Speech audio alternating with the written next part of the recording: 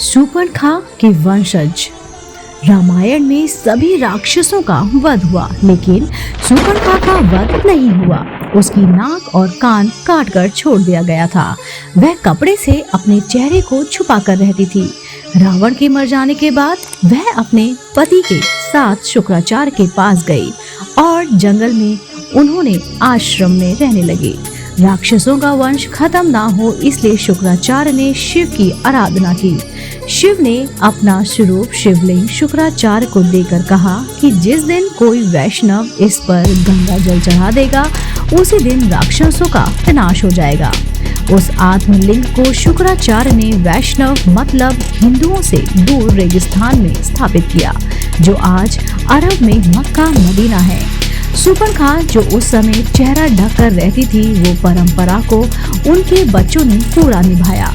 आज भी मुस्लिम औरतें चेहरा ढककर रहती हैं। शूर्पणखा के वंश आज मुसलमान कहलाए जाते हैं क्योंकि शुक्राचार्य ने उनको जीवन दान दिया, इसलिए वे शुक्रवार को विशेष महत्व देते हैं।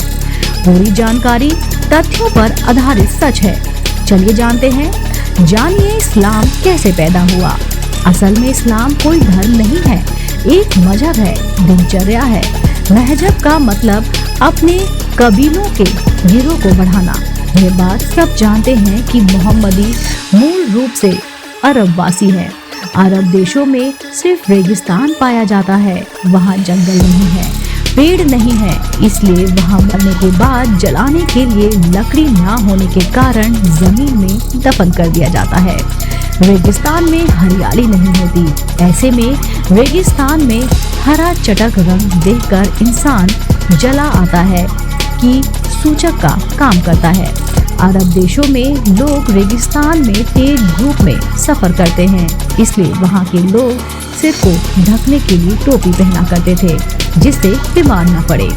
अब रेगिस्तान में ना खेती है ना फल, तो खाने के लिए वहाँ अनाज नहीं होता, इसलिए वहाँ लोग जानवरों को काट कर खाते हैं और अपनी भूख मिटाने के लिए इसे कुर्बानी का नाम दिया गया है।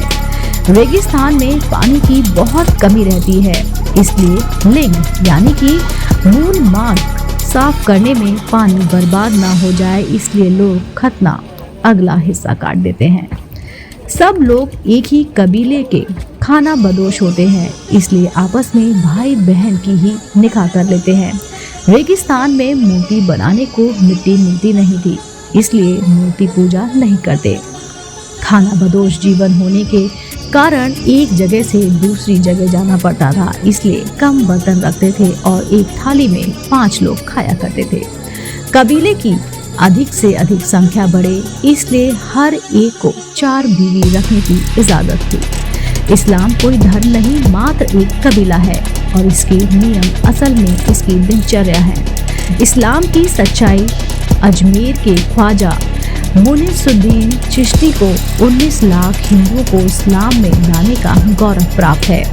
मुहिंद में चिश्ती ने ही मोहम्मद गौरी को भारत लूटने के लिए उकसाया और आमंत्रित किया था।